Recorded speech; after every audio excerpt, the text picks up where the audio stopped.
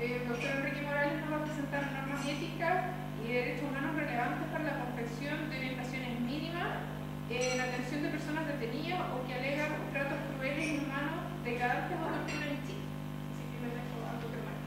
Y en realidad el título es bastante grande de la presentación, pero está en el contexto de esto de lo que nosotros hemos impulsado, que es la idea, digamos, de establecer mejores condiciones en lo que es la práctica real de las contrataciones de lesiones, en específico en personas que están detenidas o que alegan ser víctimas de tratos crueles, inhumanos, degradantes o tortura.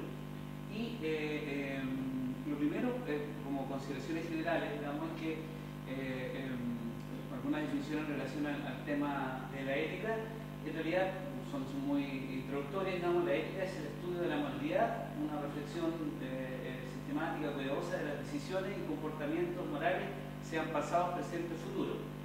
La moralidad, en cambio, es como una dimensión valórica que usa palabras, sustantivos como derechos, responsabilidades, virtud, bueno, malo, correcto. Y la preocupación de la ética es integrar finalmente criterios racionales para que las personas decidan comportarse de cierta manera en vez de otra, digamos. Y la ética estuvo bajo jurisdicción de los colegios profesionales y era estricto. De hecho, para poder ejercer como médico era requisito, digamos, estar integrado al colegio médico, a un colegio profesional, incluso de las demás profesiones, hasta la dictación de esta ley en la dictadura, en el año 81, y en ese momento los colegios pierden la atención ética y es trasladado a los tribunales de justicia en general. Hay un proyecto en discusión que aquí aparece la presidenta Michelle Bachelet enviando el proyecto, lamentablemente es el año 2009, en el anterior gobierno, y no porque ahí está Villagrán, como ven en la foto, entonces no es reciente. Y han habido instancias, incluso esto hasta el año pasado, en que los colegios profesionales, incluido el colegio médico, han tratado de acelerar el proyecto. Se la puso como urgencia, por ejemplo, en marzo del año pasado, y aún el proyecto está en discusión y está en proceso. Lo interesante es que este nuevo proyecto devuelve parcialmente el control de la ética a los colegios profesionales solo para sus asociados. Pero las personas que no son asociados en el colegio médico se van a crear tribunales de ética especiales, que van a ser tribunales de justicia, pero específicamente de ética. Eso aún no es una ley. Existe, por supuesto, el código de ética en el colegio médico. Este código, el que vamos a ver algunos detalles, del 2011, es la última revisión. Y dentro del Código de Ética existe un artículo específico que habla sobre el tema de la tortura y ratifica que falta la ética profesional, el médico que apoye, consciente, participe en la tortura u otra forma de procedimientos crueles, inhumanos, degradantes, cualquiera sea la ofensa que se le impute a las víctimas y las circunstancias invocadas, incluyendo si hay conflicto armado o guerra civil. Y hace otra especificación. Entonces hay un artículo específico que lo involucra, pero también el Código de Ética incorpora normas éticas internacionales y documentos de derechos humanos como la Declaración Universal de los Derechos Humanos, la Convención contra la Tortura y otros tratos crueles e inhumanos de la Asamblea General de las Naciones Unidas, la Declaración de Tokio de las Naciones Unidas respecto a la atención médica, así como otros específicos en relación a pena de muerte o a la función del personal de salud. Entonces hay una serie de artículos que están incorporados. Esto, si los quieren consultar en la página del Colegio Médico, hay un link para cada uno de estos ámbitos que son parte de esto está en departamentos, departamento de ética y documentos, ahí está. Esta es la declaración importante de Tokio porque da pie para lo que vamos a discutir un poco más de fondo. Y este tal vez es la piedra angular de lo que significa, entre comillas, la ley para nosotros dentro del colegio médico. ¿Por qué? Porque esta es una norma específica sobre la atención médica de detenidos. Y esto está aprobado por el Consejo General del Colegio Médico, fue aprobado finalmente, ratificado el año 85, esa es su última modificación, y esto en el fondo constituye ley para los médicos. Y toma en consideración los elementos que le habíamos planteado, como la Declaración Universal de los Derechos Humanos, la Declaración de Tokio de la Asociación Médica Mundial, los principios de ética médica de las Naciones Unidas, y disposiciones propias del Código de Ética como tal, así como también algunas instancias del Código de Procedimiento Penal y algunos ámbitos como por ejemplo que el cumplimiento de una orden superior no excluye a la persona de sus responsabilidades legales y éticas. Esto apunta específicamente, por supuesto, a los profesionales médicos que se desempeñan en las Fuerzas Armadas, por ejemplo, ¿no? Esto es muy interesante e importante. Y lo segundo es esto, que es deber ineludible a los médicos, esto es muy importante a propósito de las contrataciones de lesiones, responsabilizarse plenamente de los exámenes, prescripciones, certificados o documentos que emitan en el ejercicio de su profesión. Y plantea, por lo tanto, en base a estos elementos, normas relativas a la atención médica de detenidos u otras personas en las cuales pueda sospecharse tortura u otros tratos crueles, inhumanos, degradantes, cuyo cumplimiento será obligatorio para todos los médicos, como dicen los asociados. Y entonces, en este sentido, el médico no deberá atender a una persona en las siguientes condiciones, en un sitio de detención que no sea, bueno, dice su casa o en lugares públicos destinados a este objeto. O sea, no puede ser en las comisarías, vamos a ponerlo como tal, o en un lugar específico. Tal vez se acentúan, digamos, los hospitales institucionales, que en el caso de Gendarmería, pero está. Y, muy importante, está especificado, en presencia de terceros que dificulten el contacto franco o alteren la relación natural entre el médico y el paciente. O sea, esto deja claro que hay una norma ética que establece que no deben estar al interior los policías, gendarmes, ya sean los policías de investigaciones o carabineros o los gendarmes. Y el médico entonces también especifica esto que es importante para la construcción del decálogo, es que debe identificarse. O sea, si el paciente lo solicita, o no siempre debería hacerlo, hoy día se habla mucho de tener la identificación puesta, pero debería identificarse, y que los médicos en realidad deben realizar exámenes u otras acciones profesionales en personas detenidas, además de ceñirse a las disposiciones anteriores, deberán identificarse plenamente con la persona y los certificados que emitan también. El médico deberá practicar el examen médico solo cuando goce de la libertad necesaria para efectuarlo, emitir su diagnóstico y anotar observaciones. Entonces, y si esto no fuera posible, y aquí planteándose obviamente en medio de la dictadura, es que el médico debe hacerlo presente al propio colegio médico para que acuda en su defensa. Entonces, es muy importante, y este tema es clave para lo que sea la elaboración de unas normas mínimas o de orientaciones a los médicos a eso, porque, como digo, establece y clarifica primero los lugares.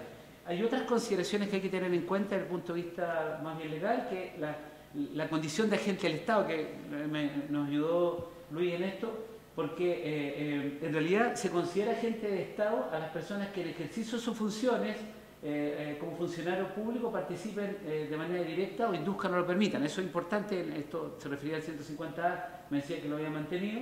Y los profesionales de salud, entonces, en ejercicio de su cargo público, por ejemplo, un médico que ejerce en un SAPU, en un servicio de atención primaria o en un servicio de urgencia de cualquier hospital, es, por lo tanto, un agente del Estado y cae dentro de esta definición. Entonces, el médico que no efectúa una constatación de lesiones y compruebe que en forma deliberada, digamos, omite lesiones evidentes, puede ser considerado un agente del Estado que ha participado, por lo tanto, también, como decía Luis, en tratos crueles, inhumanos, degradantes o tortura. Y esto es interesante porque todos los ámbitos de derechos humanos siempre lo plantean. Existe este concepto, como decía, de la doble lealtad, que en el caso de los médicos que trabajen en Fuerzas Armadas o servicios de inteligencia, digamos, tienen que tener claro que esto no los exime de ninguna manera la obligación hacia el paciente. Y obviamente los médicos, como decíamos, más de riesgo, digamos, de estar en estas condiciones son los que trabajan en policía, prisiones, Fuerzas Armadas y inteligencia. Y también hay que tener claro que obviamente cuando uno examina a un paciente en condiciones de un servicio de urgencia, incluso aplicando el protocolo de Estambul, no existe el diagnóstico de tortura. Uno no puede diagnosticar que una persona ha sido torturada. Lo que uno puede informar, y es que Luis le insistía, es esto, que la persona tiene determinadas lesiones, ciertas descritas de la mejor manera posible, de manera de ratificar efectuando exámenes complementarios. Es muy útil, por ejemplo, radiografías que certifiquen o fotografía en el caso de las lesiones, digamos, porque esto van a ser pruebas, evidentemente. Entonces, la labor que es obligación del médico en estas circunstancias es tratar de describir de la mejor forma posible y a la vez tratar, por supuesto, de cuantificar a través de medidas de exámenes de la mejor forma que se le ocurre. Entonces, al final, con esto uno vela por la salud de la persona y por la aplicación de justicia. Finalmente, el juez es el que puede tipificar esta conjuntura. Y yo les quería contar, y aquí sí necesito leer, porque esto es en algunos casos, les voy a poner algunos ejemplos que en realidad han motivado esta necesidad de parte de nosotros de generar orientaciones para los médicos del país en el ejercicio, digamos, de las contrataciones de lesiones. Y lo van a ver porque creo que son bastante representativos. Esto fue hace 2 años. Cristóbal, de 19 años, relata que luego procedieron a llevar, es detenido fuera de su universidad, es golpeado en distintas instancias hasta el carro policial, la comisaría, y estando en la comisaría, dice, luego procedieron a llevarnos a contratar lesiones en el camino, me daban golpes de palma en la cabeza, en la cara, rodillazos, escupo en la cara y amenazas, diciéndonos que debíamos decir que no nos habían pegado y no teníamos nada, que si decíamos algo esperarían 3 meses y matarían a nuestra familia, nos perseguirían, nos sacarían multa, hasta que llegamos al consultorio número 1 de Santiago. Allí nos separan al entrar al box de consulta, en donde me vio una mujer que al parecer era médico, me revisó y notó que tenía lesiones considerables en la cara, tenía el ojo hinchado, la boca inflamada y morada, lesiones en el cuello. Al examinarme el ojo derecho, vio que tenía una pupila muy dilatada y veía borroso, me preguntó qué me había pasado y tuve que decirle que me había caído porque el carabinero estaba al lado, ahí mismo escuchando todo. Entonces la doctora les informa a Carabineros que ella es incompetente para atenderme y le indica que me lleven a la posta porque tengo una lesión grave. Nos llevan de vuelta al carro policial, en el trayecto vuelven a golpearme en la cabeza con las palmas. Durante el viaje dejan de hostigarme y de pronto un carabinero empieza a decir la bolsa y todos los demás carabineros lo corean repitiendo la bolsa. Traen una bolsa plástica que le ponen en la cabeza a mi compañero. Y los carabineros junto a otros golpean entre 4 atrás y 2 adelante, sostienen la bolsa y le dan golpes de puño y palma en las costillas, pellizco en las piernas y en el estómago. Cada vez que nos empezaban a golpear, apagan la luz de la cámara filmadora y prendían una luz de emergencia y gritaban "minuto feliz". Al parecer ellos siempre usan la luz de emergencia para golpear a las personas. Posteriormente me llevan a la posta, está en Portugal, allí me bajan del carro y mi compañero se queda dentro con 2 carabineros. Ahí me lleva a Reyes con otro que no sé su nombre y me decían que tenía que decir que yo no tenía problemas, decir que yo tenía problemas en los ojos y que no había usado los lentes todo el día. Me amenazaban para que yo no contara nada de la golpiza que me habían dado. De pronto una señora gritó que había llegado Derechos Humanos y el carabinero empezó a hablarme más bajo diciendo que no hablara nada con Derechos Humanos, que me haría la vida imposible, que me haría el viaje eterno de vuelta a la comisaría. El carabinero conversaba con la enfermera, que parecía que conocía, ya que hablaba muy cercanamente, y le decía que cuando se tomarían un café, ella hace gestiones para conseguir que me atiendan más rápido. Me llevan a la sala, a una sala que está dentro del box número 1, al fondo, en presencia de otro carabinero que no era Reyes, y se presenta un hombre alto, de rasgos centroamericanos, piel morena, acento extranjero, el cual conversa solamente con esa enfermera y el carabinero y dice: "Este es el imputado, ya voy a hacer los papeles al tiro". Se corrió afuera de esta sala, trajo un papel en la mano, listo, nunca me examinó, me preguntó qué te pasó, a lo que tuve que responderle me caí. Y luego me preguntó por mi visión y tuve que decirle que usaba lentes. Solo me miró a una distancia de 2 metros. Después vi que en el documento el médico había anotado sin lesiones visibles. Sin embargo, yo tenía la cara muy machucada, labios, pómulos, oreja hinchado y enrojecido, razón por la cual los carabineros estaban complicados porque mis lesiones eran notoriamente visibles. Y en realidad los carabineros estaban tan preocupados que después, cuando llegaron a la comisaría, como era tan incoherente, lo llevaron a otro centro asistencial donde sí le contrataron algunas lesiones. Por lo tanto, este fue un caso en que tenía contratación de lesiones del consultorio 1 con lesiones, tenía la posta central sin lesiones y después tiene otro con lesiones. O sea, es una barbaridad. Esto motivó, como antecedente, nosotros hicimos una presentación a la presidencia del Colegio Médico para solicitar que el Colegio Médico formalmente solicitara una investigación en la posta central por este caso, por lo doloso del tema. Eso aún no tiene respuestas, pero obviamente podrán identificar varias de las cosas que vimos en la normativa que aquí no se cumplieron, digamos. Uno podría decirlo, no sé, ustedes nos pueden ayudar. Había presencia todo el tiempo de personas que lo habían amenazado respecto a lo que decía, y el paciente no examinado, por ejemplo, claramente. Dice, relata que había sido lo que él relata es que habría sido a 2 metros lo más cerca que estuvo la persona, entonces claro, obviamente tampoco se identifica. Otro caso es un extracto. Esta es una mujer mapuche de 30 años que se encuentra detenida y es tomada detenida en la madrugada por funcionarios policiales. Es trasladada desde un sector rural a una comisaría, a un recinto policial, y posteriormente, como dice, llevaba a constatar lesiones al hospital de Cañete. El médico, para revisarme, me pidió que me sacara la ropa, incluso que me bajara los calzones y me sacara la polera. Yo no tenía sostén. Todo esto enfrente a los gendarmes que siempre estuvieron ahí con el médico. Así que quedé desnuda frente al médico y los gendarmes, que ya se habían sacado la capucha. Uno era alto y moreno y otro bajo y moreno. El médico dijo que no tenía nada y me dijo que me vistiera y me pusieron las esposas. Yo me sentí humillada, nunca había visto esos hombres, mucha vergüenza. El doctor nunca les pidió abandonar el box. Él fue terrible. Uno entiende que debe sacarse la ropa frente a un doctor, pero no frente a los policías, que son gente extraña.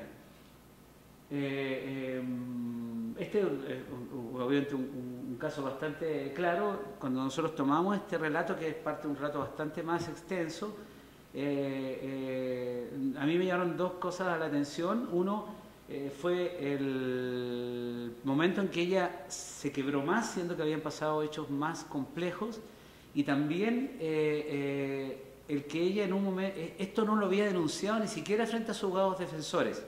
Nosotros tomando todo el relato de ella, que son unas 4 páginas, este hecho en específico, ella no lo había ni contado a sus abogados defensores. Lo tuvimos solo nosotros en el momento de obtener, aplicando el protocolo de Estambul. Y un tercer caso que tiene que ver con un caso muy conocido, que ha sido muy público, estos son todos documentos públicos, por eso los puedo mostrar, el fallo de la Corte Suprema en relación al caso de de Lorenza Cayuán, que es conocida como la mujer que parió en Grilladas, que ha sido conocida por la prensa.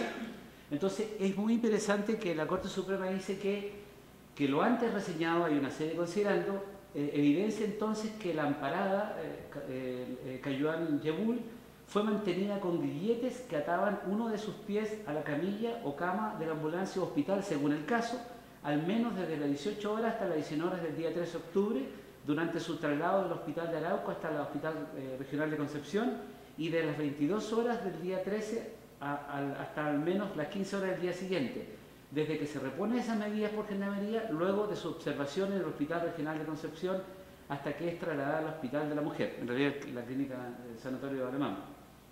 Todo lo anterior ocurre, no obstante que en el Hospital de Arauco ya se había diagnosticado que la amparada sufría preeclampsia y por ende con riesgo para su vida como la de la criatura que estaba por nacer, lo que permitía descartar que en estas condiciones podía intentar fugarse o evadir cumplimiento de su condena, sea o no con ayuda de terceros. Por lo mismo, igualmente resultaba innecesaria la presencia de una funcionaria de gendarmería al interior de las salas y pabellones en que la salud de la amparada fue evaluada, monitoreada y finalmente intervenía, presencia que junto con interrumpir, y ahí sí. Entonces, obviamente, este es un fallo de la Corte Suprema estableciendo ciertas condiciones en función de múltiples antecedentes, incluso el sumario que tiene Gendarmería y nuestra aplicación del protocolo de Estambul.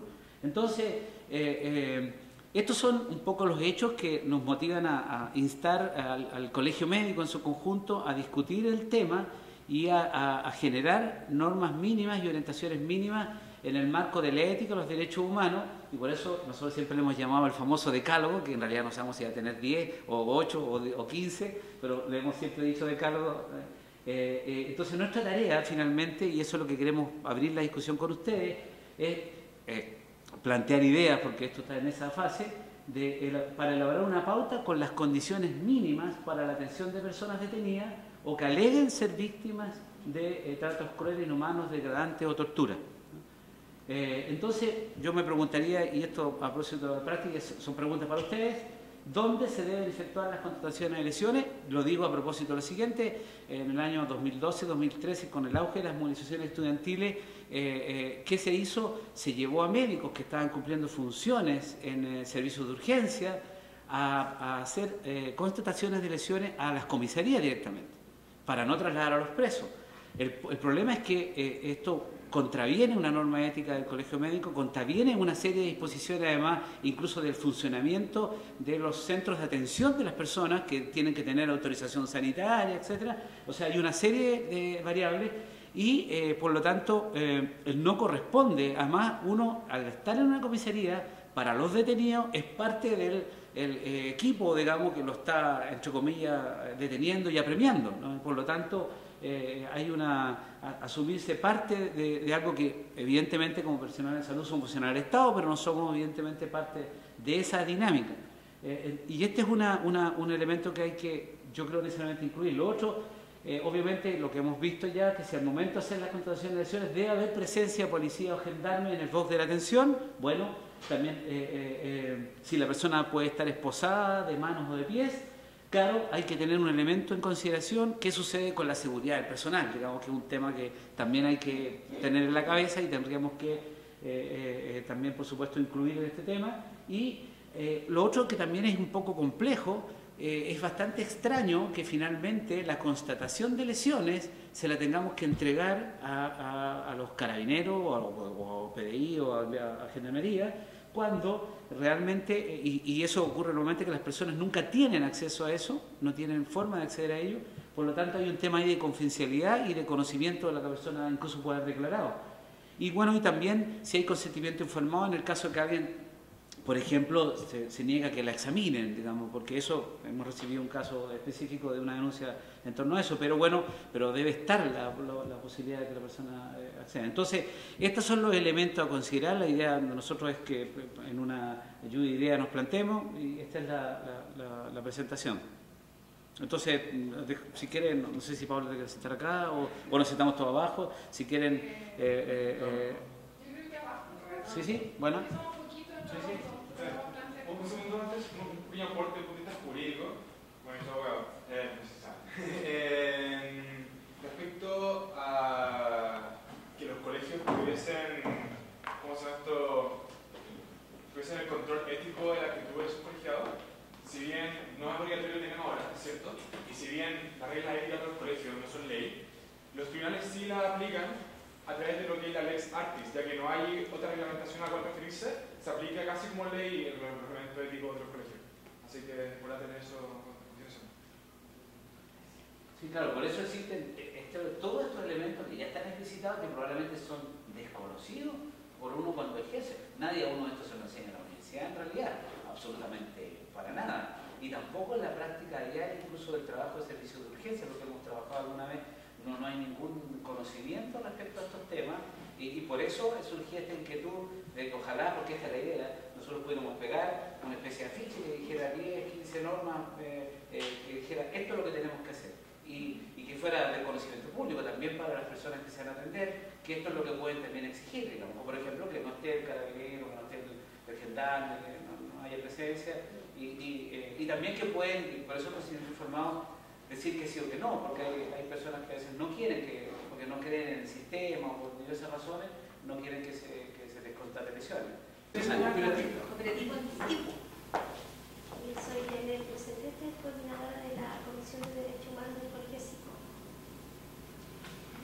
Ahora Jiménez, médico, y Sánchez, miembro de...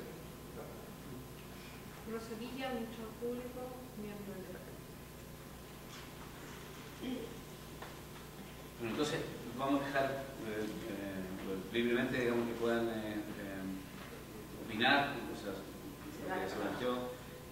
La idea, como digo, es eso, de consultar qué elementos debería contener mínimo esta orientación para efectuar las contrataciones de lesión en el marco de esta legalidad. ¿Y qué problema tiene eso también? Claro, o sea, pensándolo como en la práctica diaria, como en la persona que está alejada, por ejemplo, en el servicio de urgencia, atendiendo, Claro. como en la realidad. Hay que distinguir que la cosa del protocolo de Estambul, que también se mencionó acá y que todos conocen, obviamente es un elemento que no es de aplicación en la normalidad, ¿no? por lo extenso que es y por la dinámica que tiene, pero y nos estamos refiriendo, digamos, a otro ámbito que es este específico, que es el de la constatación de lesión en todos los servicios de urgencia, atención primaria, en todas partes, en todo nivel del país. Nosotros, para darle una idea, como en aplicar el protocolo Estambul, que igual yo creo que no lo aplicamos así o sea, tratamos de hacerlo lo más riguroso posible, pero claramente hay gente que lo aplicará más en extenso todavía. Nosotros, por ejemplo, yo he demorado, lo máximo que he demorado como 4 horas. Entonces, la idea de nosotros es hacer como algo, un decálogo como más aterrizado un poco a la realidad nacional. A los 10 minutos de la consulta de urgencia, con mucho. Álvaro, ¿qué está viendo? Ya, mira, yo ya soy artículo 44 en el servicio de urgencia. Debo destacar que cumplo mis 22 horas completas, sin chamullo. Y en todo este tiempo nosotros hemos atendido muchas contrataciones de lesiones. Y me pareció muy clarificador lo que decía el abogado acá, que yo primero miraría que existen dos grupos, o sea, como antecedentes para hacer lo que hagamos, ¿no? Existe el grupo de delincuentes, que no son pocos, y existe el grupo de las víctimas de una represión del Estado, digamos, que son muchos de estos cabros que nosotros vemos, que están mis hijos también, están mis 4 hijos marchando, y yo los he tenido que ir a sacar y constatar lesiones en el hospital, todo. Y ante lo que me parece que lo peor de todo es la actitud que tenemos los médicos, de sacarnos rápidamente el bulto y de no comprometernos con el cuento. Y me pareció muy importante lo que dice, que en este caso estamos actuando como un agente del Estado y estamos siendo cómplices de esto. Entonces, si uno piensa en los que estamos aquí, es gente de buena voluntad, gente que quiere hacer cosas, pero la mayoría no está aquí. Entonces, quizás debamos hacer algo que no sea tan mínimo como planteas tú, sino que sea un marco obligatorio. Y que haya que tratar distinto, con una ficha distinta, a un paciente que va detenido, a un paciente que no está detenido, porque está en condiciones desiguales. Y ahí tenemos que tener en cuenta siempre esta salvedad de que puede ser un delincuente común peligroso. Por ejemplo, yo digo, que en alguna parte diga que si yo pido la concurrencia de carabineros, que yo la pida, pero yo me identifico como que yo fui el que la pedí. Es decir, porque el gallo en realidad es un asaltante y tiene cara de malo. Y creo que corremos riesgo, entonces yo pido que venga el carabinero. Y lo otro es que nosotros quedamos en una absoluta impunidad cuando escribimos lo que escribimos en las fichas clínicas. O sea, yo puedo poner, el tipo se cayó y se pegó pero no tiene ninguna lesión. ¿Qué es lo que pasó en la puerta central? Y eso no es cuestionable. Y no está escrito tampoco. ¿Y cómo sabemos que el detenido fue lo que dijo, que pasó? Tampoco sabemos. Porque él no firma, porque cuando uno va donde los pacos y le dice, mire, a mí me robaron, me pegaron, me chocaron, yo firmo la constatación de que yo fue lo que dije. Pero él no tiene esa posibilidad. Tal vez podamos hacer, o sea, ¿cuál es el marco ideal? Viene un detenido, yo lo examino bajo una ficha distinta, diciendo en qué condiciones viene, si está acompañado de carabinero o no, cuál es el relato objetivo del individuo, cuál es el relato que a mí me parece, y finalmente que él esté de acuerdo con lo que yo escribí ahí, que él firme, o ponga la huella, o lo haga como oficial. Ahora, todo eso tiene implicancias administrativas importantes. Pero es que ahí hay una salvedad, porque lo que nosotros podemos hacer, y no es nuestra función, eso tiene que quedar súper claro, no es nuestra función determinar si lo que relata la persona es o no realidad. Nuestra función es determinar si el relato que él tiene es concordante con las lesiones que nosotros evidenciamos. No, eso voy. Eso es todo lo que nosotros podemos... No, pero eso voy. El problema es que, si tú ves, muchas veces ocurre lo que pasaba con el doctor centroamericano. No se ven lesiones. Y yo lo he visto en el hospital. No lo he visto, pero ¿cómo no se ven lesiones? tipo te dice que duele la costilla, sí, pero no la tiene, un golpe, ¿no? Entonces, una contusión. El problema que yo veo con lo que dice Álvaro es que, yendo a la práctica real, que uno siempre tiene que fijarse en el peor caso posible, porque suele pasar, es que yo me imagino que la policía lo va a obligar a firmar. De acuerdo, o sea, como él quiera, pero o sea, llega un momento en que nosotros no somos Superman, No. pero sí tenemos que generar las condiciones para que se genere los actos justos, ¿no? No sé cómo se llaman. Álvaro, legalmente. en el caso tú que tienes harta experiencia y has sido jefe de urgencia también, los médicos que hacen los turnos, que son los llamados a hacer la contratación de lesiones porque esto se produce en cualquier momento, ¿son capacitados en esta materia? ¿Tienen formularios estándar? ¿Hay directrices de la dirección que les den un lineamiento de cómo hacer el acto médico de ese tipo? No, en ninguna parte. O sea, el primer diagnóstico es que habría que establecer ese procedimiento dentro de la red pública, porque es a la red pública donde se llevan los pacientes, ¿verdad? Siempre. Yo creo que más, o sea, es importante recalcar lo que dijo él. En esas condiciones somos agentes del Estado. Y somos cómplices si hay alguna irregularidad en el proceso. O sea, definir la competencia le corresponde a los agentes públicos, médicos de servicio de urgencia. Pero Al respecto a lo que dice tiene razón. Si hacemos nosotros si conseguimos hacer un decálogo, se hace una propuesta finalmente a la Mesa Directiva Nacional, si la Mesa Directiva Nacional la aprueba y por lo tanto hay un documento, hay una estructura que se va a plantear, nosotros también además podemos conseguir que el Ministerio analice esta propuesta, llevarla a ellos para hacerla no solo del colegio médico, sino como una propuesta de redes asistenciales, de manera de, claro, ya no pegarla como una orientación del colegio médico en las paredes de todo el servicio de urgencia, sino de redes asistenciales, que le daría un carácter, digamos, más de norma técnica. Lo que nosotros siempre, yo me he insistido, ¿por qué hablamos de un afiche pegado en la pared y no de un documento? Porque los documentos no nos valen nada. Entonces, por eso es algo, puede ir acompañado, por supuesto, con toda la documentación necesaria, pero la verdad es que nuestro objetivo es bastante más cierto, que es casi como con monitos, digamos, porque es más fácil ver los monitos que las letras. Tal vez los que somos más viejos que leemos revistas monitos, como se llama antes, o leemos cómics.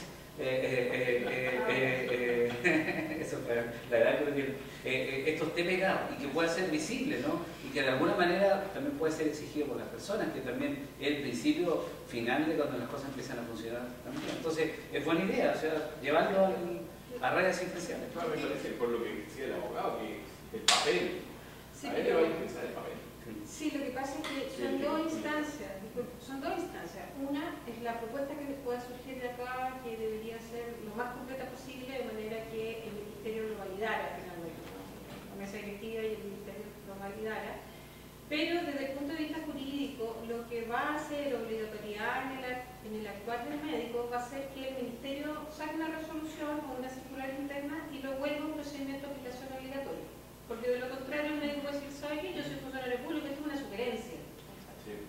No es un protocolo. Por lo tanto, yo me libero de esto y lo atendí como a mí se me ocurrió, porque además no he sido capacitado, porque esto, bla, bla, bla. Entonces, la instancia de trabajo está acá para la propuesta, pero lo que se le tiene que pedir al Ministerio es que lo sancione formalmente, no como una sanción, sino que como sanción acto administrativo, ¿no?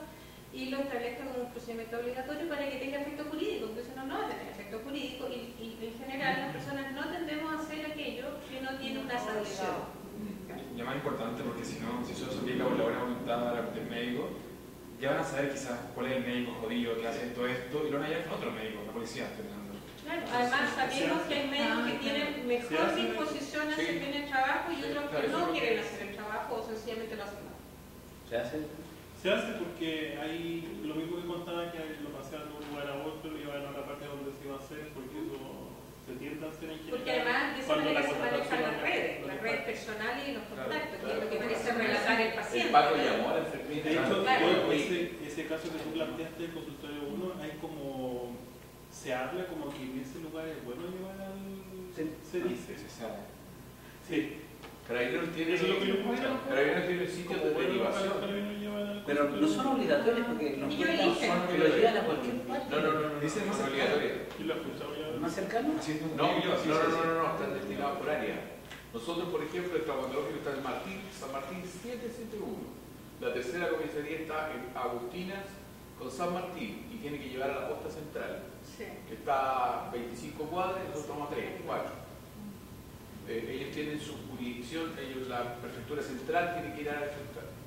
Nosotros pertenecemos al área occidente. Pero eso igual no se cumple como tan rígido en la práctica. Pero bastante. Me Porque parece a nosotros que nos llevan contrataciones tiene de elecciones de Ibagué, de todas partes. ¿Eso parece correcto y razonable? ¿No sería mejor que fuera más cercano? Yo diría. O sea, por optimización de tiempo y recursos pareciera lo más lógico, digamos. Que Claro. tienen más cerca. Claro, además que si tú piensas que hoy día los servicios de urgencia están sometidos a toda esta evaluación del triage, de ver paciente A, B, C, según esos estos son C5, todo, y quedan para lo último en todas partes. Sí, creo. Ahora nosotros hicimos una vez una especie de convenio de constatación de lesiones con investigaciones, que está a la vuelta, está en Amonate con Rosa, y resulta que los tiras entraban a cada rato con 2 o 3 pacientes, como Pedro por su casa, interrumpían el cuento con los pacientes de verdad, y entraban y como le pegan la pistola, la mano. Entonces era muy desordenador de todo lo que hacía. Pero ellos, en este caso, los pacientes que ingresan a tratar no pasan por el triage. Todo Porque pasa por el podríamos tener fracturado. No, todos tienen que pasar por el triage, pero la gran mayoría no pasa por el triage porque, o sea, pasan los calificados C4, C5, porque al lado, la traumatología, y en esto incluyo casi todas las lesiones que se producen aquí, yo creo, es una especialidad que tiene pacientes C4, no son más. Una fractura expuesta, una fractura que puede ser un C3 máximo, eso es lo más grave. Una fractura cualquiera es C4 o C5, por el simple hecho que te llega un paciente fracturado. ¿Y cuándo se cayó? Hace 2 semanas. Ya está caminando con el tobillo quebrado, no le va a pasar nada. Entonces siempre queda para el último. Además, habría que revisar la pertinencia, la oportunidad de la atención y la forma. A pesar de ser considerado una lesión grave. No tiene error. Es que la gravedad te da solo el tiempo de recuperación. Eso te dice la gravedad. No te dice el riesgo de morir. Cuando uno tiene que calificar si es grave, leve o moderado, es el tiempo en que se va a recuperar. Y todas las fracturas ahí son graves, porque se recuperan en más de 30 días. Ahora, ese tema es importante porque, por ejemplo, nosotros, con los médicos recién egresados, lamentablemente en el pregrado, el tema de la capacitación en lo que es medicina legal es súper agotado, casi inexistente. De hecho, nos pasa mucho que los mismos colegas no saben clasificar una lesión, la diferencia entre grave, menos grave, leve. Entonces, ya nosotros estamos a nivel de distintos servicios haciendo capacitaciones de medicina legal para los colegas, pero esto debería estar normado por el servicio. Esa es una herramienta bacana, porque uno puede meter la medicina legal, la traumatología, en el cual yo considero que somos súper carentes de información. Yo estudié en la mejor universidad del país y nosotros tuvimos 5 semanas de traumatología en 7 años, 5 semanas, siendo que la prevalencia está altísima. Y podemos meter ahí también este cuento, o sea, somos agentes del Estado, estos son las condiciones.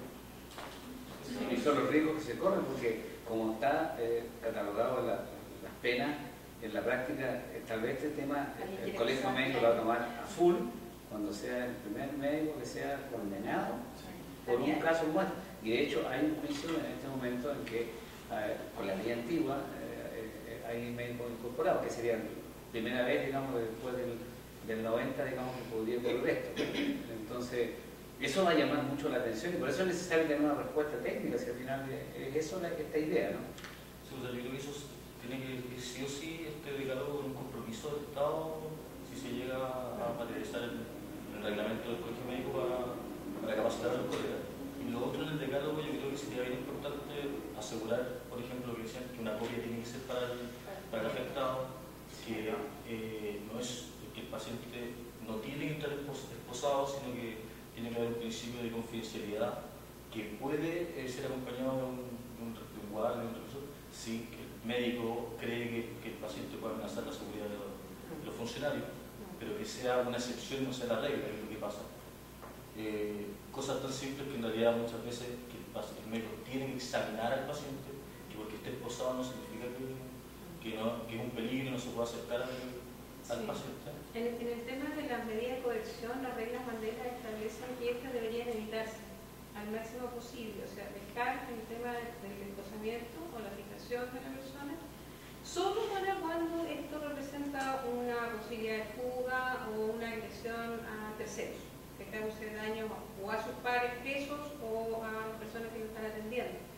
Pero de lo contrario, si en el caso en general que están llevando estudiantes, no sé, mujeres o personas embarazadas, qué sé yo, la medida de coerción no debería aplicarse. Eso es lo que dice la regla Mandela, que son como normas generales de aplicación a todas las situaciones. Pero me parece interesante lo que plantea Álvaro, que si el médico considera que él se siente en riesgo en esta separación de personas que van a contratar lesiones donde están frente a una persona, por ejemplo, un delincuente que tenga trastorno psiquiátrico, por ejemplo, que es francamente evidente que podría ser agredido, él pudiera pedir, ¿no es cierto?, la fijación o el apoyo de un tercero, que no sé si es pertinente que sea carabinero, PDI o que lo lleve, pero de un tercero que le brinde seguridad, porque las normas éticas dicen que el médico tiene que buscar las condiciones que le den tranquilidad, seguridad e intimidad para hacer el acto médico, ¿no? Habría que definir qué condiciones son esas. ¿Qué hay en ese caso, por ejemplo, del guardia mismo del sapo? Porque todos sapos y guardias, hay algunos hay, pero hay misma... El guardia es un civil, él es un civil, es como que hicieras pasar a un técnico paramédico o una enfermera que te apoyara. La pregunta es si el médico considera que esa es su condición de seguridad y se están respetando los derechos además de intimidad del paciente. Entonces, esa conversa que hay que darle como más en detalle. Pero lo interesante de esto, que él plantea de Feltón, dejar la decisión del ingreso de un funcionario policial al médico. O sea, lo que pasa es que... la fase es entonces, según se decía cuándo el médico juzgue que existe un riesgo. Claro, uno tiene la experiencia cuando atendió personas que normalmente los gentanos, por ejemplo, tienden a decir, no, este es un riesgo muy peligroso, casi siempre. O sea, entonces... los carabineros no se salen. Claro, y esos vienen esposados se ponen de manos, de pies y una cadena que une manos y pies. Entonces caminan así, además con ropa, por supuesto, de distintos colores, toda una historia, pero ahí hay una diferencia. Entonces debería ser bueno eso es que el médico sea quien tome esa decisión. Es que en la actualidad ni siquiera existe eso, porque el carabinero viene, ingresa con la persona y él no se mueve. Claro, pero es que te pregunte, yo me quedo acá, me voy a arruinar el... No se costumbre también. No, por eso yo creo que es como algo... El carabinero debe salir a menos que el médico responsablemente lo considere. Si el carabinero se queda adentro, es yo el que determiné que se queda adentro, porque lo decía así o porque fui cobarde y no lo saqué. Y si después pasa algo aquí, y debe consignarlo. Va a pasar algo aquí, puede pasar algo que vaya a la víctima a hacer una cuestión. Yo por cobarde o por ineficiente. Sí, y el tema es que si eso lo saben los colegas o no. No, por eso los colegas no lo saben. Claro. Porque más allá de ver por qué se produce, yo me preguntaría por qué se da tan espontáneo y uno viene y en una atención cualquiera, cuando uno tiene un paciente, claramente tú tienes otro tipo de intimidad y otro tipo de manejo con ese paciente. En cambio, en cuando nos cambiamos de escenario, nos vamos a la urgencia, se hace una cosa que no corresponde en ninguna parte ni en ningún contexto de atención médica. Entonces yo igual me puedo preguntar por qué ocurre eso en ese contexto y no ocurre eso en la vida diaria cuando yo tengo una persona en la consulta y meto a todas las familias para adentro para que eso ocurre porque no está establecido cómo debe ser el procedimiento. Claro, y también porque nos falta conocimiento desde antes y desde la formación de pregrado y desde la formación de cuando uno se está entrenando que el carabinero es una persona que está vestida de verde y que no es del personal de salud y que no corresponde bajo ningún contexto que esté metido en mi voz. Y que además no tiene tuición ni dominio en el recinto hospitalario. Es un usuario. Lo puede mandar a él. También debería estar puesto aparte de la vocación del mismo carabinero, dice parte de conocer estos hechos. Que dice comunicarte con ayer. Lo otro que considero muy violento, que lo he visto muchas veces, por ejemplo, carabineros afuera, no dentro, pero afuera del bote de detención, en la misma puerta central, por ejemplo, comparados los dos con rifles en el pasillo con todos los pacientes. Igual lo encuentro como súper violento, como que debería haber en el fondo alguna discusión de decir, hola, en este contexto no es necesario estar con las armas ahí.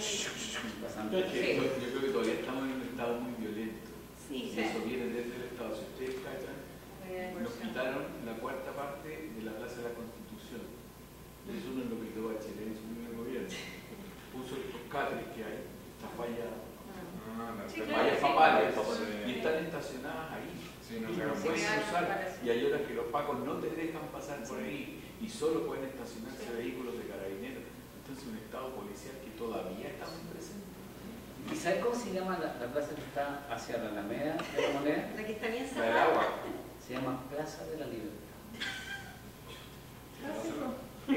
Se llama Plaza de la Libertad y siempre está en el espacio. Y se llama Plaza de la Libertad. Faltó la llama. La llama de la libertad. Ahí se me quedó el carnet ya. Usted no conoce la llama de la libertad. No, señora. Si uno va a la dictadura tenía una llama, era la llama de la libertad, que estuvo frente a la Moneda durante 15 años, no, 10 años, no sé, más. Y era una antorcha, sí, estaba todavía prendida. que en teoría era el signo de la dictadura, finalmente fue. En el fuego de la Moneda. Sí, la música tierna que creo que en realidad esa no fue apagada, fue trasladada, creo que a la escuela militar, trasladada. No, sigue aún, no solo en eso, en la FP, en la Constitución, bueno, pero esas son otras cosas. Como volviendo un poco al tema del que estamos conversando. Perdón. Sí, lo haciendo para interrumpir. Yo creo que deberíamos darle una vuelta más, porque pienso que van a haber casos en donde efectivamente y válidamente no se pueda sacar, por ejemplo, el funcionario policial o no se puedan retirar las medidas de coerción. Entonces, tal vez deberíamos darle una vuelta a cuáles serían los casos éticamente aceptables y también explicitar que el colega debería dejarlo muy bien explicado en la ficha clínica. Es que yo creo que es súper importante lo que dijo el doctor de hacer la diferencia de estos grupos, porque en realidad son personalidades completamente distintas, que las ponen en el mismo contexto, pero que funcionan totalmente distintos. ¿Sabes? Una persona que va a manifestarse, que toma presa y después le van a dar otras lesiones, es muy distinto al que está cometiendo un acto delictual, porque tiene todo un prontuario detrás. Entonces, hacer esa diferencia desde el inicio, cosa que uno diga, esto ya es totalmente otro el contexto, porque tiene que estar el carabinero acá, que en realidad se tiene que hacer toda la ropa con las lesiones. Pero igual yo creo que, no sé. ¿Cómo hacemos esa diferencia? Es que eso puede ser como el delito que se está... No, pero porque también está el tema, estos son encapuchados, están destruyendo todo, hay gente que lo dicen así los carabineros. No es tan discriminatorio. Si en el fondo, cuando por lo menos en mi hospital es así, no sé qué experiencia tiene la urgencia del otro y la urgencia que conozco yo. Como era jefe de urgencia del trauma, tenía toda una comunicación con el área de occidente. Cuando el paciente consulta va el nombre, la edad, el motivo de consulta. Y en el motivo de consulta nosotros, oye, cítame a este paciente de urgencia, que lo pedí la semana pasada, no tengo poli, cítamelo para allá, control doctor Flores. Ahí perfectamente uno puede decir, paciente detenido por carabinero, que es la obligación, consignar que el paciente está detenido. Y ese paciente ya yo puedo hacer una diferencia en sus fichas y hacer un estudio distinto. Entonces, obligar desde el punto de vista administrativo al médico que si el paciente está detenido, tiene que cumplir cierto protocolo, que es sacó al carabinero de adentro o no lo sacó. Y eso todo hoy día con las fichas automáticas se puede hacer. Si el paciente le refirió un si no refirió, le entregó una copia, la copia usted guardó una copia firmada por el paciente. Yo creo que en base a eso se puede construir. el hospital, en la ficha del paciente, el hospital debería tener una copia, cosa que, así como sucede en cualquier servicio, el paciente pueda acceder a su ficha clínica. Es que si no, de todos modos te podría pasar pasar que detiene a una persona en una manifestación social y esa persona sea un delincuente. Hay delincuentes que se pintan. Entonces, esos criterios por el motivo por el cual llega, si es delincuente, si está detenido en una manifestación social, o sea, u otra, creo que es algo que no es realista poder hacerlo en ese contexto de atención tan breve y tan rápida. Y no sé si en un contexto de dar unas directrices de derechos humanos uno debería rápidamente hacer esa segmentación de si se trata de un delincuente, si se trata... En fin, los derechos humanos son universales y a todas las personas les competen. Y en el fondo no estaría haciendo realmente una labor policial, porque ese es el riesgo que correría uno de nuevamente ver el grado de peligrosidad que tiene alguna persona. Indudablemente que en lo real sí va a haber personas que tengan un mayor grado de peligrosidad para el profesional que puede estarlo atendiendo. Eso no pasa a todas las personas que trabajamos en salud o en otros ámbitos. Estaba pensando un poco en este tema de, parece muy obvio esto de que hay que considerar que debe resguardarse, garantizar la confidencialidad de la información, así como el derecho a intimidad que tienen las personas, ¿cierto? Con lo que implica el acto médico y en el fondo un poco ese pequeño o diminuto espacio de confianza que debe generarse ahí. Eso es como obvio que hay que hacerlo. Ahora, ¿cómo hacerlo en la realidad? Porque yo he visto diversos lugares donde se practican atenciones de urgencia y tienen condiciones como de infraestructura diferente, incluso más allá de que si está presente o no un funcionario policial, porque si tienes tu box, siempre está la posibilidad que tú rechaces que alguien más entre. Pero en el caso de los psicólogos esto es muy evidente, o sea, uno siempre dice, no, usted no puede pasar, ¿puedo acompañar? No, usted no puede entrar, no, solamente va a hablar con él. Es como muy fácil esa delimitación si tienes un box. Ahora, si estuviéramos en un espacio compartido, como a veces veo que pasa con los médicos de urgencia o de algunos tipos de establecimientos, claro que corre una cortina, póngase ahí, tú te sientas como en una camilla y tú escuchas a la persona de al lado, qué sé yo. Es obvio que eso es una indicación que tiene que estar explícita. Ahora, ¿cómo hacerla aplicable de manera transversal al sector de salud? Yo creo que ese ya es un desafío como mayor y que también requiere como del aporte de los diferentes actores, porque si te la hacen aplicable y tú no tienes ese espacio, no sé, en fin, nadie está obligado a lo imposible, pero tal vez exista alguna forma de precaver que cuando la infraestructura no te permite ese espacio, puede haber alguna medida alternativa, pero los médicos están muy reglamentados por los tiempos de atención y por las producciones que tienen en la salud pública. Claro, entonces también son criterios que son objetivos en donde tú no vas a poder desmarcarte. Yo no sé si los médicos pues, tengan espacio, no lo creo, para pensar mientras alguien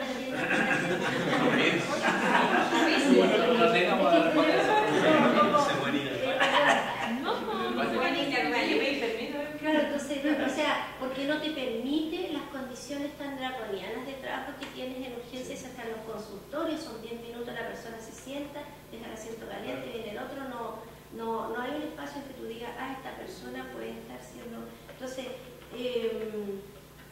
de verdad que es fácil decir lo que hay que hacer, porque no hay que hacer un gran análisis, para eso ya está establecido muchos documentos que nos anteceden a esta discusión, pero cómo hacerla practicable en el contexto que nosotros tenemos en las diferentes instancias de la red de salud, yo creo que ahí está el desafío. Entonces, es el paso inicial como de problematizar. Yo creo ya problematizado, mira, decir, esto es una dificultad en la normativa legal existente de torturas, ocurre esto y esto, ¿cómo lo vas a aterrizar? O sea, ¿es aplicable? ¿Cómo lo haces aplicable? Pero esa frase que tú decías, por ejemplo, buscar, atender a crear un espacio de confianza, de intimidad, son frases que se podrían poner. O sea, como tal. Obviamente esto no puede ser, debe ser en un box de 6 por 4 metros, cuando probablemente los box son cada uno sabrá cómo puede propiciar esas condiciones. Puede ser como plantearlo así, es buena esa frase. Perdón. La condición de un box de urgencia debe ser separado por cortinas, debe ser abordable y imbatible por todos lados en 5 segundos. O sea, si yo tengo un paro en una urgencia, tengo que poner cortina, meter máquina y salvar al paciente. Entonces, nosotros objetivamente no podemos tener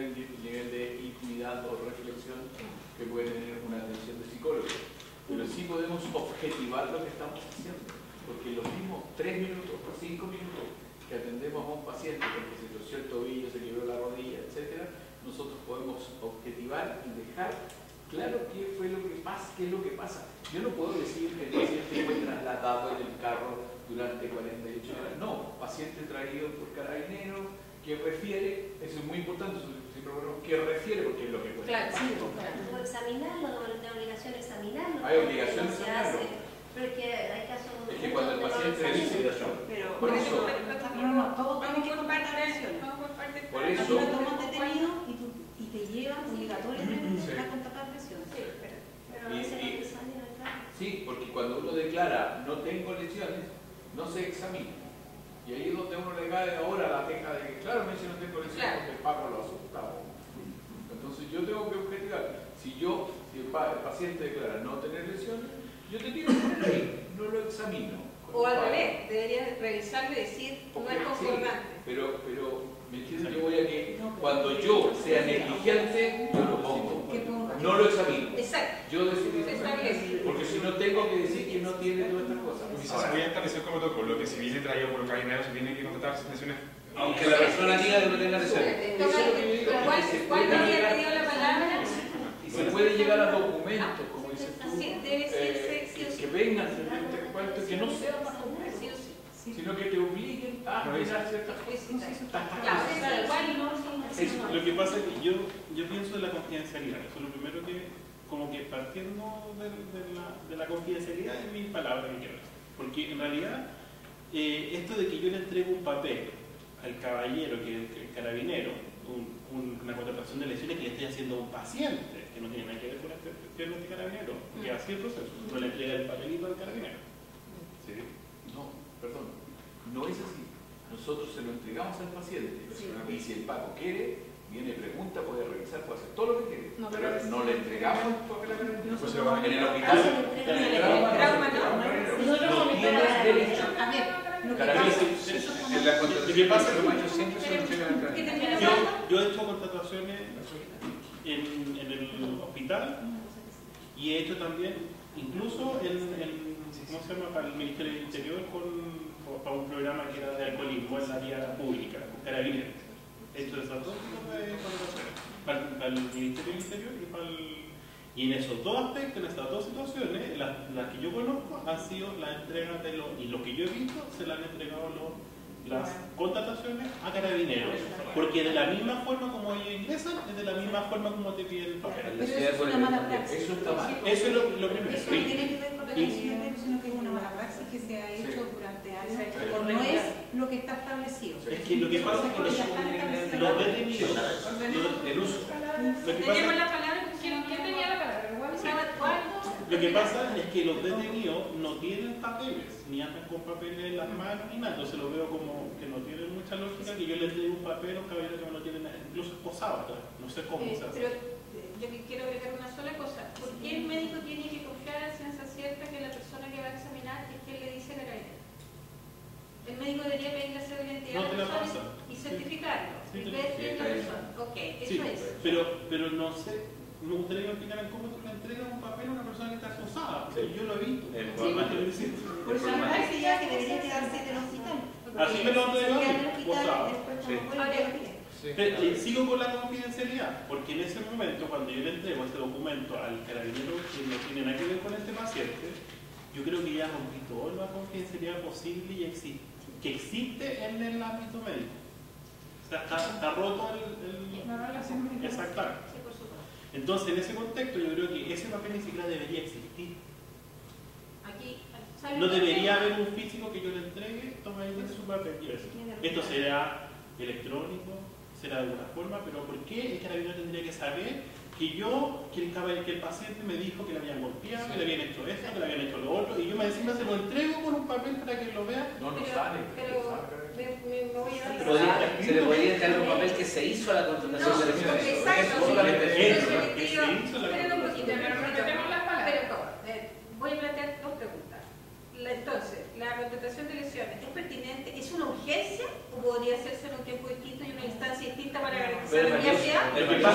Desde el punto de vista legal, sí es una urgencia, porque cambia la elección de acuerdo a... Tiene que ser un servicio urgente. Sí. El tema es que no se garantiza la confidencialidad y tú planteas una idea interesante, ¿cierto? Que era que tal vez solo se entregue un comprobante sin que tome conocimiento carabinero. Sí. Álvaro que pidió la Ella pidió pregunta. primero. Cintia también. Cintia pidió primero. Yo voy al hecho de los protocolos que tiene establecido Carabineros. Carabineros cuando va a entregar un detenido a Fiscalía lo entrega con el parte policial, la declaración de él, la ficha. La ficha de haberle contratado las lesiones. Eso va ahí, va a una fotocopia. Entonces, no solo está la confidencialidad ahí, la ley, todo el resto de... Entonces, por eso que a eso lo que voy yo, que sería bueno que a lo mejor no entregarle la ficha, pero sí un acta que diga se contrató lesiones, exacto, ficha tanto. Cosa que el Ministerio Público, cuando la necesite, la solicite y se le haga.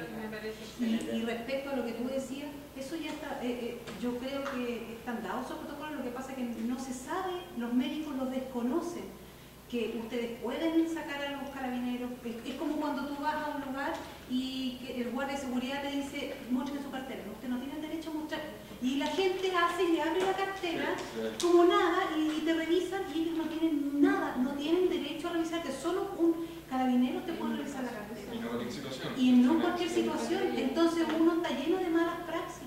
Pero es que el guardia no Y tiene, esas son las que se deben. el guardia no es el mismo agente que el caballero que es carabinero. No, estoy hablando de, era un ejemplo de mala praxis, sí, que uno llega y hace sin cuestionarse. ni siquiera claro, cuestionarse al respecto. Sí, pero el carabinero que entra a mi voz no tiene el mismo grado ni el mismo ante la ley ante un guardia, por ejemplo. Entonces no es lo mismo. Que le diga a un guardia que no me puede revisar estas cosas, ni le diga a un carabinero que tiene que salir de eso. Es lo mismo porque él no tiene la obligación de estar y la ley no dice. Y que me diga que yo estoy en y tú riesgo no más encima sabes porque que- esa persona es un Sí, delincuente peligroso. terrorista. Terrorista peligroso. Sí, pero eso es algo que Está no puede escuchado, decidir. Hay una pregunta que no se dio acá que es importante. ¿La persona debiera siempre dar su consentimiento para la contratación de Yo lesiones creo o que está obligada por carabineros? ¿Qué pasa si la persona dice yo no quiero? No quiero que se No, no habría que hacerlo. Ya, Yo creo que está obligado por ley. Es que No, no es lo puede que hacer. yo no lo tengo tan claro porque, Claro. por ejemplo, en el caso, perdón que te interrumpa, uno de los pacientes que nosotros contratamos dijo que le habían preguntado, ¿usted quiere contratar lesiones? Dijo no, y no lo llevaron. Y estaba golpeado. Y no lo llevó, y no quiso ir a contratar lesiones porque lo amenazaron con llevarlo solo en otra parte, Con el mismo que le había con el mismo que le había pegado. Entonces la pregunta es, ¿debería también quedar explícito, como señala Álvaro, esto persona dice que no? Es que eso no es tan simple porque la característica de las lesiones muchas veces va a establecer el manejo del paciente. Por ejemplo, son lesiones graves, el paciente va a quedar retenido. ¿Vale? Por ejemplo, se agredió a tercero y uno viene a constatar que son un tercero. Entonces, ¿a qué fiscalía va el paciente? Si va solamente al retén local o va a la fiscalía local, va a depender de las características de la lesión. Entonces, entregar solamente un comprobante que se hizo una constatación desde el punto de vista legal sería muy complicado porque significaría cambiar los protocolos. Y lo otro, que hay que hacer constancia porque uno no puede saber si el paciente eventualmente fue agredido durante mientras le privaron la libertad, si lo agredieron nuevamente. Al final, para eso está la constatación de lesiones, pues asegurarse que ese paciente durante el tiempo que fue privado de libertad no fue agredido nuevamente o no. O después de que Que justamente lo que ocurre. contratación. Porque cuando yo hablo de la confidencialidad, estoy diciendo de que cuando yo le coloco en el papel, el carabinero no lee, todos sabemos lo que le pasa a la persona. ¿Y qué le pasa a la persona cuando el carabinero lee que yo le puse que tenía lesiones de tal tipo, de tal tipo, de tal tipo, y le pongo que el detenido en este caso me dijo tal y cual cosa? ¿Qué le pasa a Río Fútbol? Sí. Nos van a pegar. Cintia, ¿Yo la pego? Pamela y Álvaro. Cintia.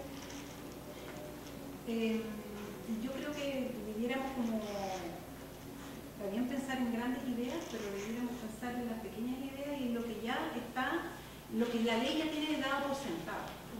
Esa vaciarla para que, primero que nada, los médicos la conozcan, porque las desconocen y hacen mala praxis de lo que ya está sentado por ley. Debiéramos saber lo que está ahí, lo que ya está sentado, y darlo a conocer. Primero que nada, este cargo, y después agregar las nuevas ideas, pienso yo también al respecto.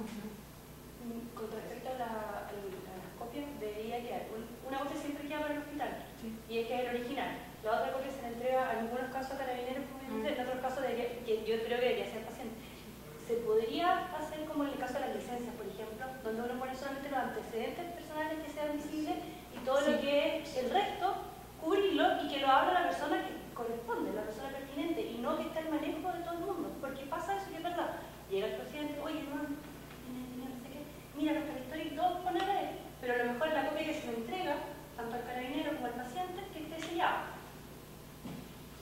Eso será muy difícil. Claro. Como la licencia, pues. Las licencias tú las entregas y las entregas selladas a la única persona que puede en hablar las es el lesiones empleador. pueden haber, por ejemplo, violencia sexual. Sí. Se va a enterar todo el mundo lo que pasó. Exacto. Álvaro. Yo no sé, dos cosas. Respecto a esto que se le entrega al paciente, nosotros construimos un documento que está muy pegado a la ley. El nuestro dice solamente el diagnóstico, las indicaciones y lo que se le hizo. No hay nada ni de examen físico ni de amnesia. No tiene que ir en lo que se le entrega al paciente. Al paciente se le entrega cuál fue su diagnóstico y sus indicaciones. Es un comprobante de atención que tiene que tener algunas condiciones mínimas, no toda la ficha. Y hacemos eso. Yo soy el más choro, que cuando estaba el turno sacaba los bancos para afuera y le entregaba el documento al que fuera. Creo que nosotros tenemos que centrarnos, para mí es tan válido que no se torture a un asesino como que no se torture a un estudiante que lo pescaron por las puras en el centro. Y creo atreverme a decir que nosotros podría ser tres cosas. Uno, pensar que esto es algo de largo aliento, no es que vayamos a construir un decálogo en 3 meses. En segundo lugar, que es como dice Cintia, debiéramos tener aquí cuáles son las leyes y los procedimientos y las normas de carabineros para con los detenidos. Es verdad que, porque ellos dicen un montón de cosas y a dónde está escrito eso. Segundo, cómo derivan, dónde los llevan, etc. Y tercero, cuáles son los derechos reales y concretos del paciente respecto al resguardo de su información. Porque eso tiene que haber desde jurisprudencia, no sé, un montón de cosas al respecto. Y tercero, que yo creo que hay que ser optimista y apuntar alto. Cuando dicen ahí que el carabinero va y le dice al asistente, etc., y lo que yo he visto es que le tienen respeto a la palabra dicha por el colegio médico en todos los ámbitos de salud. Entonces, si no, yo puedo sacar un carabinero en todos, yo puedo hacerlo, porque otros no pueden hacerlo. Entonces, en eso yo creo que hay que apuntar alto, hay que apuntar al ministerio, apuntar a normas que lleven esto, más que el encargo me parece bonito, pero es una intención. Y yo creo que debe ser distinto a alguien que viene a atenderse de la penitenciaría porque en una riña entre ellos mismos se apuñalaron, entra un box distinto, supongo yo, que alguien que viene detenido porque pegó un lanzazo, porque también viene detenido por un delito, o alguien que fue tomado en una hipoteca.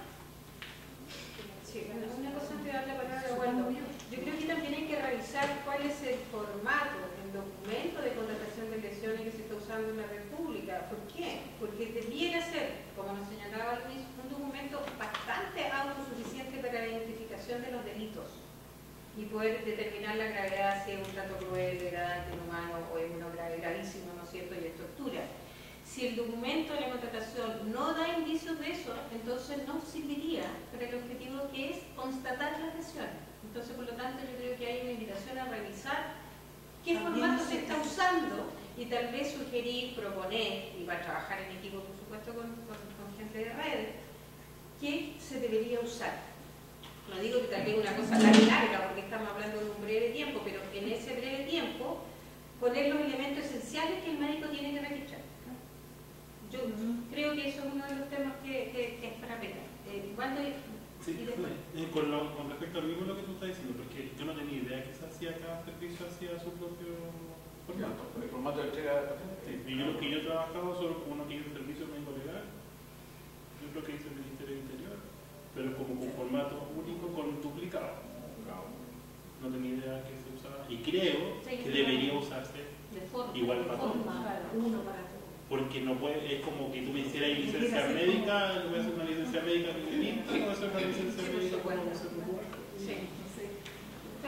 Bueno, yo tampoco, también con lo que dice el doctor Flores y lo que estamos conversando, el tema del formato de documentos, yo trabajo en regiones, ocupamos el sistema de relleno, ficha electrónica, que en realidad es donde deberían apuntar todos, y ahí se usa un sistema de relleno de ficha que, por ejemplo, incluye el tema de las alcoholemias, de los números de frascos, de la clasificación de las lesiones, del examen físico. Entonces, la ficha que deberíamos apuntar debería ser, por ejemplo, si hay una constatación de lesiones, si no está acompañado por carabinero en el momento si es que el tema del examen físico tiene que ser obligatorio de llenar para poder cerrar la ficha. Solo para mí. Se accede al examen también, porque hay gente que no quiere. Pero tu propuesta es que esto esté consignado en un sistema informático Sí, donde hay exacto. estándar para todo el país, Exacto, así como sí. se hace hoy día en la alcoholemia. Porque- Se entra, se llenan los parámetros y se evacúa un solo documento. Y que ser. podría incluso salir directo al poder a la fiscalía o lo que fuera. Los servicios tienen distintos sistemas electrónicos que se han No, pero eso sí que garantizaría la confidencialidad en una que cosa. cada servicio electrónico tenga que completar estos requisitos para poder tener su ficha. Lo mismo es. Sí, los elementos esenciales. que haya una ficha tipo. Sí, una Sí, ficha sí, tipo, para que se le puede sacar. Una ficha tipo. Bueno, una cosa que parece interesante, son excelentes estas conversaciones, me encantan. Este tema de que parece que esto de la contratación de elecciones excede mucho el tema del departamento, del tema de derechos humanos, porque recién decía Silvia esto de una riña, qué sé yo, y los gendarmes llevan, bueno, eso no tiene relación con el tema de los derechos humanos propiamente tal, ¿cierto? Son dos particulares que se agredieron. Entonces, por una parte hay una distinción entre lo que es el tema de los derechos humanos y lo que es el tema de delitos o lo que podrían ser los derechos de los pacientes. Pero calza en el sentido de los detenidos. De Los que son llevados por... Correcto, pero ahí el agresor no sería un agente del Claro, Estado. pero Sí, que muchas veces uno no sabe porque de verdad sí, muchas ellos veces uno mienten. sabe, sí, Ellos sí, mienten. sí, muchas veces uno no La sabe. Me dicen, no, se pegaron ellos. está acotada a eso, ¿no? Pero Una incluso persona tal que vez está abierta. como que esto excede y es un tema Sí. aún más fundamental y aún más transversal que puede tener que ver efectivamente con los derechos de ser paciente. En el fondo, si eres un paciente, puedes a lo mejor exigir que estos derechos, que este decálogo se cumpla, si estás en determinadas circunstancias de acreditar lesiones, por una parte. Y por otra, que siempre que se quiere hacer una directriz, o un lineamiento o algo así, te encuentras con que lo que baja siempre es criticado por quienes tienen que practicarlo, porque no se ajusta a la realidad de tales cosas, y por lo menos comparto con Álvaro, me parece que este es un proceso bien inicial y que es un proceso largo donde la retroalimentación en las distintas instancias de bajada va a ser el elemento que te va a permitir afinar, diseñar en el tiempo un instrumento que pueda tener como validez como para quien tiene que realmente o aplicarlo o legitimarlo. Eso. Pablo y Pau. A ver, a mí me gustaría un poco como aterrizar como toda lo que estaba como hablando, porque claro, veo como que hay muchas ideas para nosotros trazar como soluciones, pero poder implementar eso lo estoy viendo como bien difícil. Por ejemplo, lo que se habla la parte quizá como electrónico, o sea, yo tengo escuchado hace pasar como 15 años que están tratando como de implementar en todos los servicios que sea una ficha electrónica para todo. Y actualmente hay muchos servicios que ni siquiera tienen ficha electrónica y otros hay como 4 o 5 empresas, Valencia, Hidra, Telmédica, y me dicen ni siquiera esos pueden... claro, entonces, claro, creo que sería muy buena idea que haya como un solo formato, pero que se pueda aplicar eso, bueno, como súper difícil. De hecho, en urgencia en general es solo en papel. Y especialmente los médicos son súper malos para escribir, y me acuerdo, o sea, incluso hacer la interconsulta de derivaciones, eso es casi imposible que te llegue. Ahora, obviamente, como bien dice Álvaro, claro, hay que tratar de llegar a ese ideal, pero no sé qué tan realista puede ser. Paula, después yo creo que hay que tratar de, recogiendo un poco lo que decía Pablo, transmitirle a los colegas que si no escriben bien en la ficha clínica, en estos casos se pueden meter en graves problemas, graves, no simples. Y eso deberíamos tratar de trabajarlo con el FALME, porque al FALME también interesa. Si empiezan a haber muchos casos de colegas que se han condenado o incluso que haya alguna acción legal, también va a estar en problemas el FALME. Entonces deberíamos tratar de manejarlo, y si tú le explicas a la gente que se puede meter en graves problemas si es que no describe con detalle el caso del paciente, te aseguro que le van a poner atención. En Prefalmen, por ejemplo, lo hacen. Los de Prefalmen ahora están haciendo clases de medicina legal en las universidades, al menos a mí me hicieron, y los mencionaron escuetamente qué hacer cuando llega un paciente detenido, que claro, es obligación del médico no examinarlo esposado, cosas así, las mencionan como en 20 segundos, pero siempre diciendo como lo más probable es que sea que efectivamente sea ese niño que se ve súper inocente, de verdad sea un lanza y en menos de 30 segundos se te va a escapar por la ventana. Terminamos, Paula. Y lo otro que, bueno, yo en algún momento, recogiendo un poco lo que decía Álvaro también, yo planteé en el departamento, porque tú dijiste que había que tener claro cuáles eran los procedimientos de carabinero y gendarmería. Justo me acordé de unas circulares que yo revisé de gendarmería, que me mandaron ellos mismos a propósito del caso de Lorenza, en donde habla del rol del médico en el caso de... O sea, ellos tienen también sus propias normativas. Entonces, yo en un momento planteé eso en el departamento, que la verdad que no tuvo mucha acogida, pero me gustaría plantearlo de nuevo acá, de si hubiera, a lo mejor se podría considerar que participara en la elaboración de este decálogo para que tenga más credibilidad y para que sea más sustento técnico con alguien de carabineros o de gendarmería. Y aparte, carabineros y gendarmería son diferentes, tienen procedimientos diferentes. O sea, lo mismo con, o sea, le uno con ellos. Me toca a mí. Tres palabras, 4. Ninguna norma está sobre la ley. Sí, eso iba a decir yo. Yo creo que hay que diferenciar dos cosas. Una son las cosas que nosotros podemos proponer y que nuestro rol acá es decir, hoy tenemos una ley que regula la materia y que no está operacionalizada en la red de salud. Porque eso es, en el fondo, lo que se hace no es lo suficiente para lo que se necesita, por una parte. Segunda, no es un trabajo solo de nosotros, es un trabajo intersectorial. Yo creo que debería estar la Fiscalía, o sea, el Ministerio Público, por ejemplo, tenemos a Luis que está a cargo de todo el tema de derechos humanos a nivel nacional, que yo creo que sería una contraparte interesante para esto, porque él lo dijo a grito, pero lo dijo explícitamente, tenemos un problema con la información de las contrataciones, elecciones, y hemos detectado que hay falencias, bla, bla, bla, bla, bla. Por lo tanto, ellos son los más interesados de que este trabajo se haga bien, completo, oportuno, preciso. Entonces, yo no me desesperaría por pensar el real alcance que nosotros le vamos a dar, sino que tal vez el mayor aporte va a ser poner el tema, establecer una propuesta. A lo mejor para poder establecer la propuesta vamos a tener que formar comisiones. Alguien que diga, yo voy a revisar bien la normativa de gendarmería, podemos conseguirnos esa información y ver si existe incompatibilidad. Quizás ni siquiera hay incompatibilidad. Quizás no esté tampoco abordado precisamente lo que nosotros acá estamos planteando. Entonces, si no existe incompatibilidad, y como bien lo dice Álvaro, no hay nada por sobre la ley, incluso los reglamentos y todo lo que sea está en un nivel jerárquico abajo de la ley.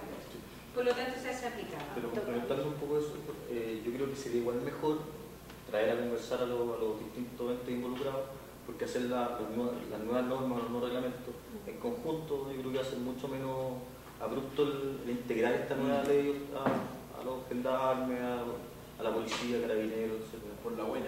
Es lo mismo, si se hace parte de ellos mismos la formación, va a ser más asustador ellos. Sí, de todas maneras, este trabajo tiene que validarse en equipo, pero yo creo que hay que tener una propuesta. Yo creo sí, hay que tener una no propuesta. podemos sentarnos con ellos de cero. Sí, estoy de acuerdo. Y hay departamentos de derechos humanos en cada uno de las... Además, Oye, ¿podemos conseguir esa ley que nos nombró él y tenerla todo y sí, la podemos conseguir toda la ley. No, la ley completa, no el papelito. No, sí.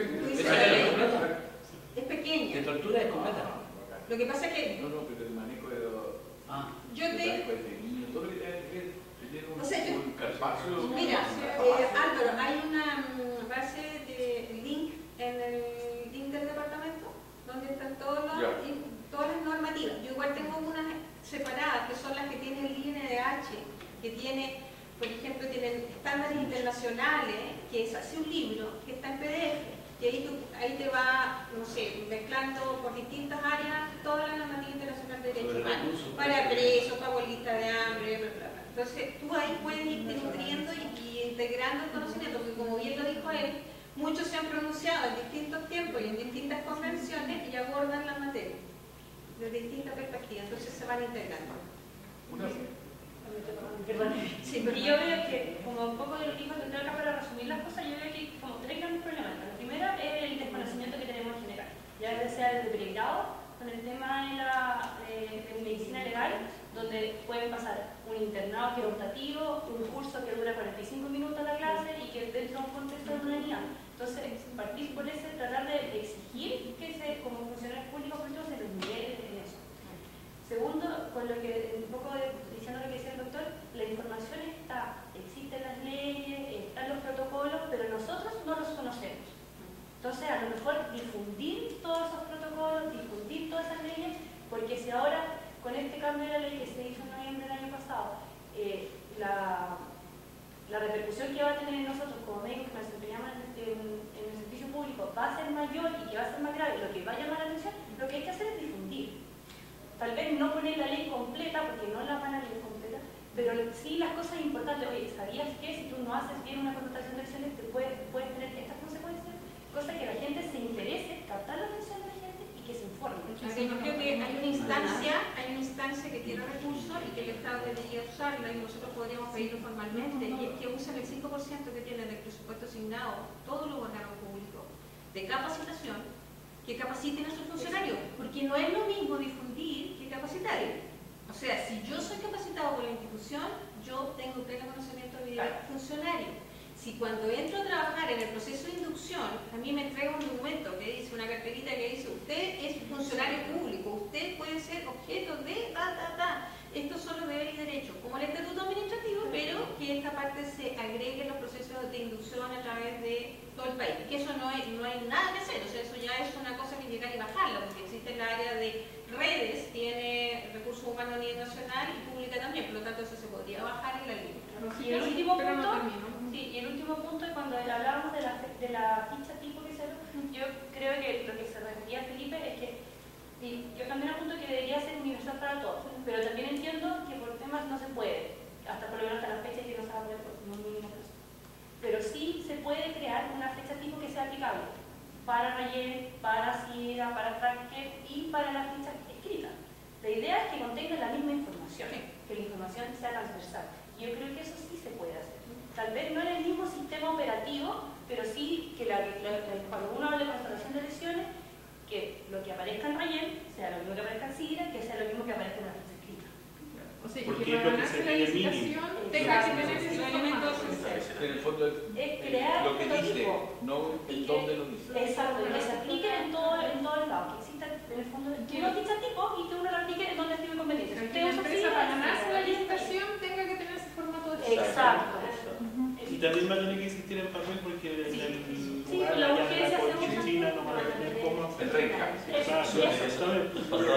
Lo que sí, recuerden que el ámbito de aplicación de esto es para todas las personas que estén detenidas o que aleguen ser víctimas de tratos corporales más graves.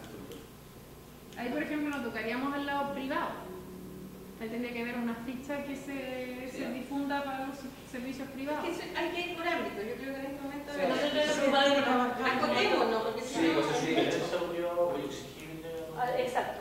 Después los privados se suman solitos cuando la ley les caiga encima. Se suman Yo creo que la compensación no, pero su privado es una contratación de lesiones que es absolutamente distinta a la que hizo un médico de urgencia con evidencia que tiene un problema. A menos que el Estado le licilie las contrataciones de lesiones, ahí se le traspasan los Yo creo que el desarrollo digital de la información médica ha sido exponencial y yo no le doy más de 2 años para que empiecen a conversar todos los sistemas. En el área occidente tenemos 3 sistemas y los 3 sistemas ya están obligados a conversar. ¿Por qué? Porque tenemos que compartir los exámenes. Antes lo compartíamos exámenes, pero ahora es resonancia. Tenemos en un solo lugar y tenemos una forma de que conversen y lo tienen que hacer conversar al costo que sea. Entonces creo que eso va rápidamente. Y propongo un poco lo que dice Felipe.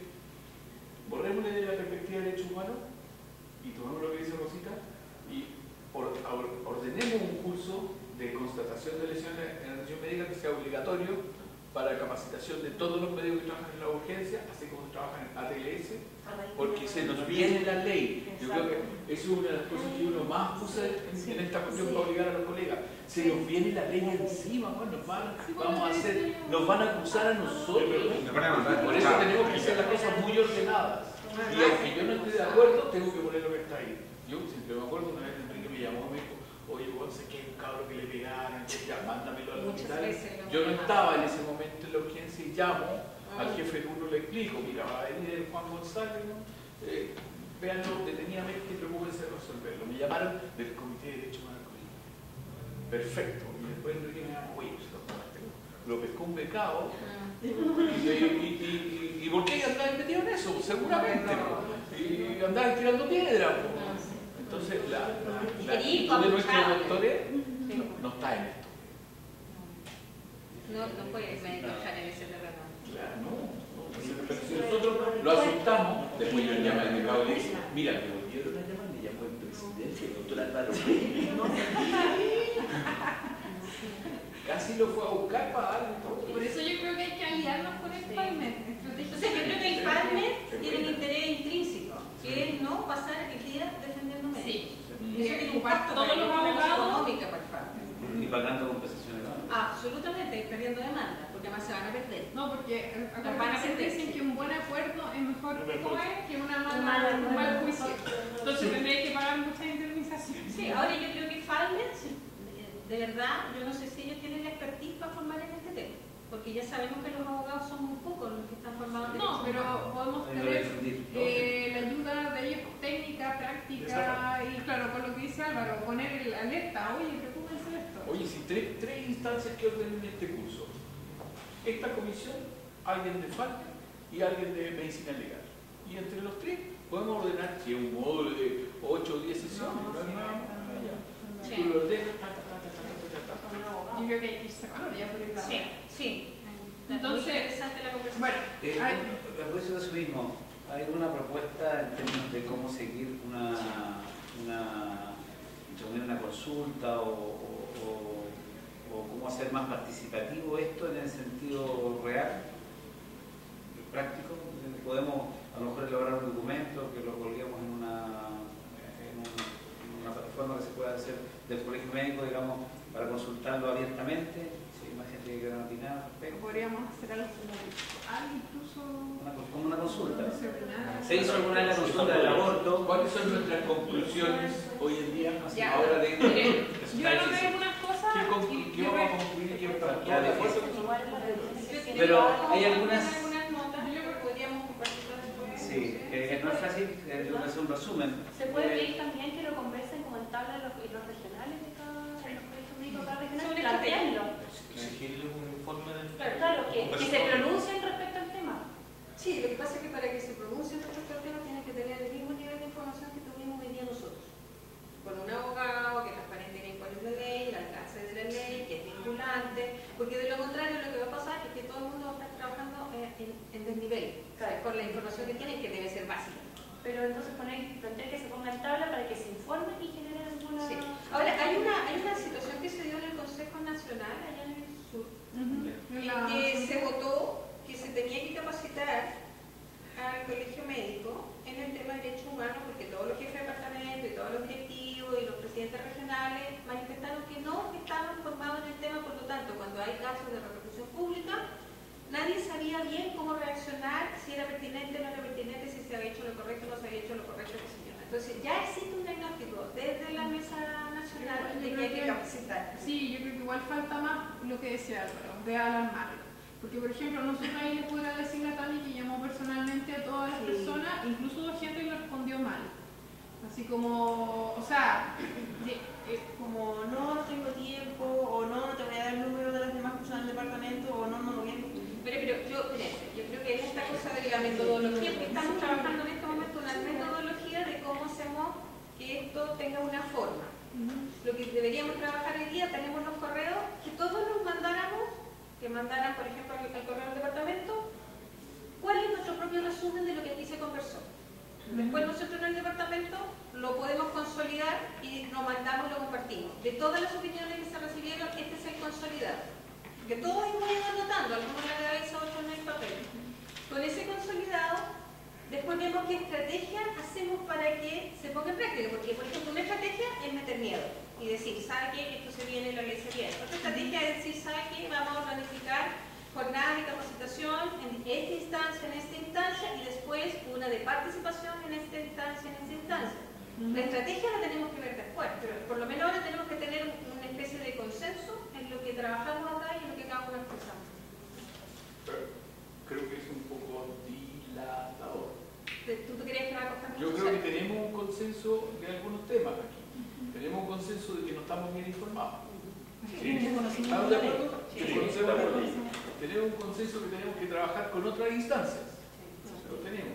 Y yo no sé si tenemos un consenso de que tenemos que autocapacitarnos y capacitar al resto con el curso que ya se me olvidó.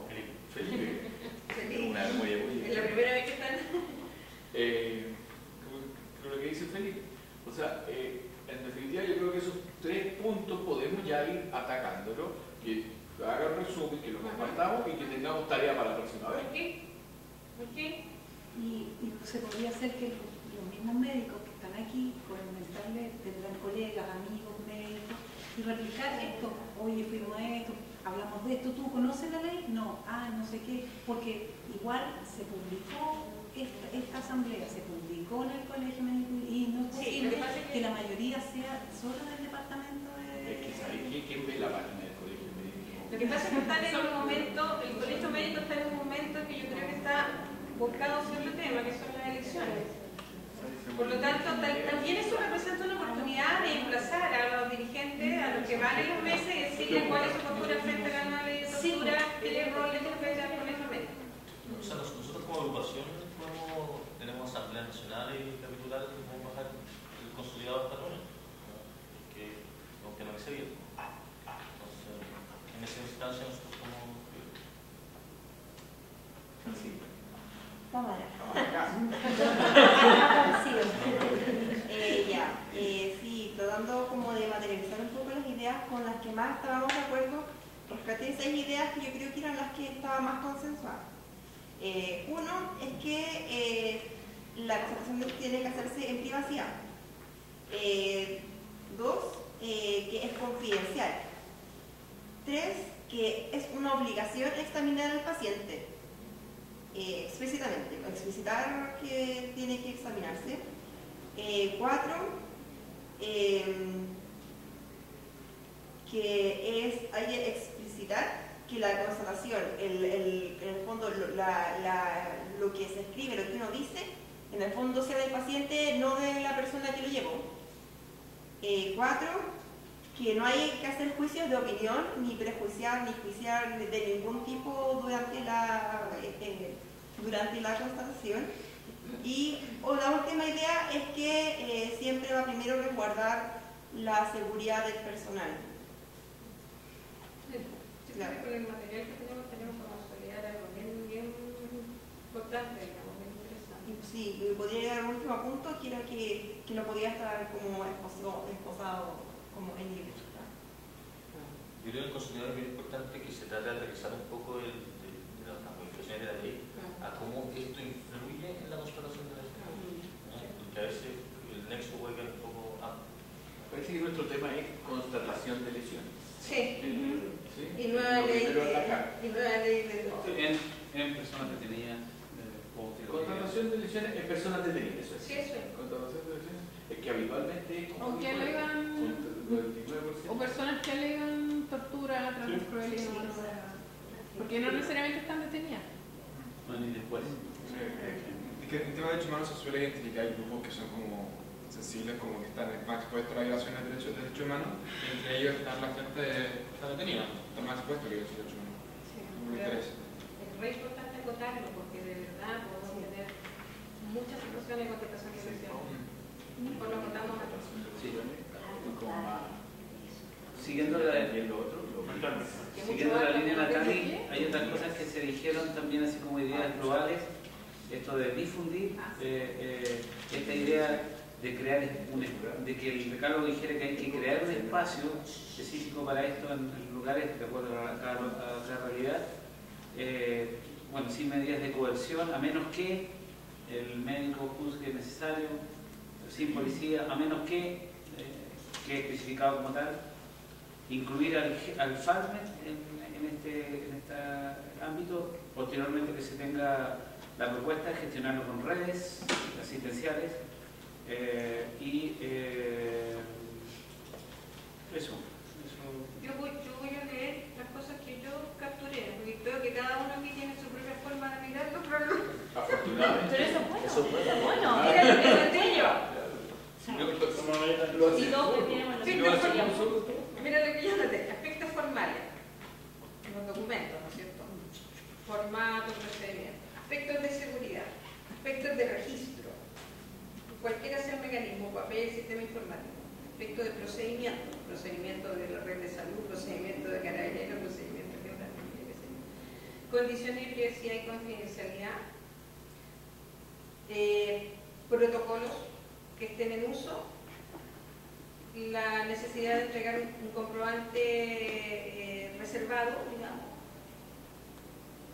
ajustar el formato y estandarizar el formato de contratación de lesiones a nivel nacional y revisar si esto toca con alguno de los derechos de los pacientes que ya están establecidos en el Ministerio de Salud. Eso es lo que yo capturo, digamos, que hay que entrar a bajar ahora en las áreas. No sé si alguien más tiene más elementos para agregar, porque después vamos a armar una sola para dar a conocer. Yo me ofrezco a empezar a armar el bosquejo de un curso. Estupendo. Necesitamos este tiempo. Elementos de información y no, pero muy bien. Ahí tenemos la experiencia. ¿Se va a hacer un curso en línea? No, no presencial. Es que si es en línea nosotros podemos hacer difusión. Pero podría ser en línea y una Es que si llegamos a la ligera, espérate, si llegamos a la ligera con esto y obligamos a la ligera a que lo haga, ¿A quién? ¿A quién? la dirección general de redes, a la ligera, oiga, se nos viene esto, y que es lo que tú dices también, o sea, se nos viene esta ley, no estamos haciéndolo bien, hagámoslo por hacerlo bien y para que no nos caguen. O sea, la peor vergüenza puede pasar en el ministerio que nosotros le tenemos una tarea de Sí, con representantes de todo. A lo mejor hay que hacerlo presencial para todos los jefes de urgencia de la región metropolitana. Por eso, la estrategia Con un piloto. es abierta a la creatividad y a la Buena. realidad.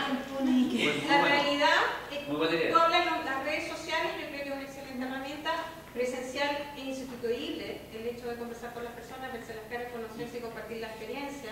Y es más, Ver la otra mirada, la mirada del psicólogo, la mirada del área jurídica.